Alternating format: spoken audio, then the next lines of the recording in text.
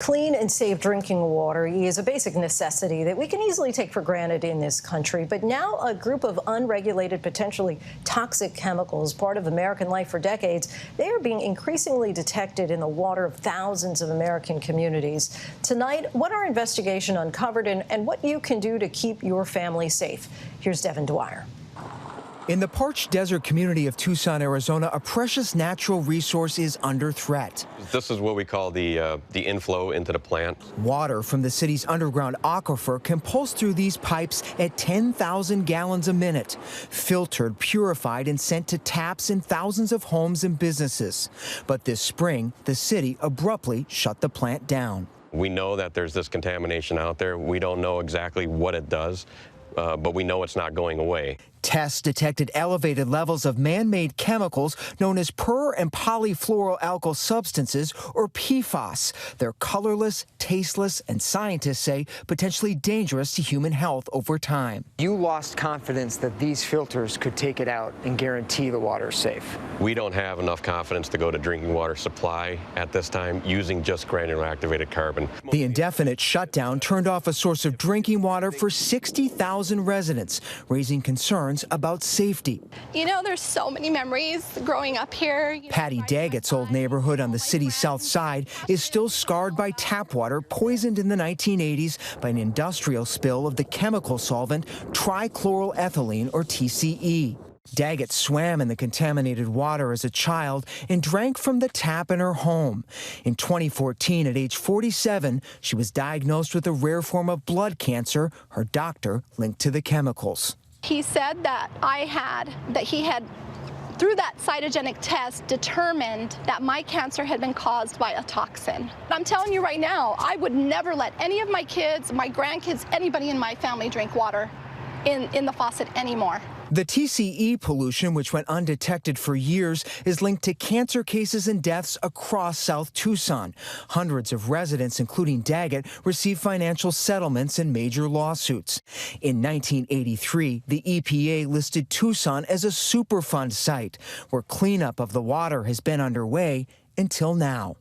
This water treatment facility was designed to filter out 2 other toxic chemicals, but when PFAS arrived, city officials decided to shut it down. Mayor Regina Romero says a stream of PFAS-contaminated groundwater more than 143 times above the suggested EPA safety level threatened to overwhelm the city's drinking water filters and resurfaced old fears. We still have many families that lost loved ones because of TCE. And so it is palpable, it is present. How dangerous is PFAS in your view? Is it as concerning as TCE? It is as concerning. The Environmental Protection Agency does not require testing for PFAS and does not enforce a national standard for the maximum amount that's safe to drink. But in 2016, concerned by emerging data on adverse health effects, the EPA issued an advisory to local water systems, saying PFAS exposure over 70 parts per trillion may result in liver damage, weakened immune systems, and cancer. The ones that are most strongly linked are kidney and testicular cancer. They can also have effects on developing babies and on women while they're pregnant. Dr. Jamie DeWitt is a toxicologist and pharmacologist leading cutting-edge research on how PFAS affects the human body over prolonged exposure. For those people who have PFAS in their bodies, there's not really anything that they can do to force them out of their bodies more rapidly. We don't have any drugs that will make you pee out PFAS really quickly. So if you're watching this and you're concerned about PFAS, you have to educate yourself. Where do you get your water, and what do you know about what's in your water? Scientists with the Environmental Working Group in Washington have detected some amount of PFAS in groundwater or drinking water in nearly 2,800 American communities across 49 states. The contamination often linked to nearby industrial sites, landfills, airports, and military bases where the chemicals may have seeped into the ground. We're walking on top of a huge reservoir of PFAS. You can't see it, but it's right beneath us. Yeah, it's very... University of Arizona hydrologist Bo Gua walked us through where scientists suspect some of Tucson's PFAS contamination began. He says the heat-resistant chemicals never break down, calling them forever chemicals that leave a traceable trail through the soil. You call this a ticking time bomb of a problem. Yeah, they basically fulfill the characteristics of a ticking time bomb, right? It's very dangerous, and they are migrating very slowly. State and local officials believe firefighting foam laden with the chemicals permeated soil around Tucson's airport and Air National Guard facility decades ago, only now reaching groundwater wells miles away. The firefighting foam, they have told us that they either, if it was used on the runway, they'd hose the stuff into the soil. If it was used in the hangars, they'd dilute it and dump it down the sewer system. Councilman Steve Kozacek has been pressing the military to expedite cleanup and remediation, especially as climate change fuels historic drought. We're in the desert. By the way, you know, we're in a 12-year drought in the city of Tucson right now. So there will come a time when the Colorado River water is no longer available, and we're going to be reliant on our groundwater. This map from the Arizona Department of Environmental Quality shows PFAS concentrations in groundwater around 10,000 parts per trillion, far above the EPA's 70 parts per trillion advisory, stretching from the airport to wells that deliver water to the treatment plant. Tucson's Air National Guard's base is one of the largest F-16 training facilities in the world. It's also one of 650 military installations linked to PFAS contamination. The Defense Department says it's investigating the scope of known or suspected contamination at or near hundreds of facilities, but needs more time before it can launch a large-scale cleanup plan. 5 years ago, the military began deploying what it calls a new environmentally responsible firefighting foam, but it's not PFAS-free. Tucson's a bellwether. You know, we're the canary in the coal mine right now. We're saying to every other city in the country, this is an issue if you've got a military base in your community. PFAS contamination linked to firefighting foams has been detected on the lake shores in northern Michigan and neighborhoods near an old Naval Air Station in Pennsylvania. In New Mexico, a dairy farmer claims in a federal lawsuit that groundwater contaminated by PFAS poisoned his cows.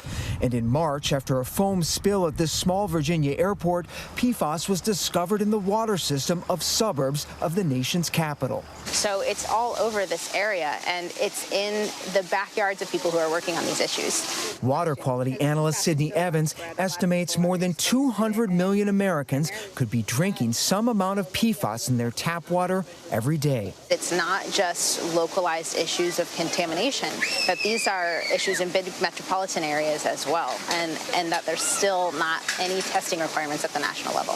The EPA declined our request for an interview, but told us in a statement that addressing PFAS in drinking water is a top priority and that it's developing a multi-year strategy to deliver critical public health protections.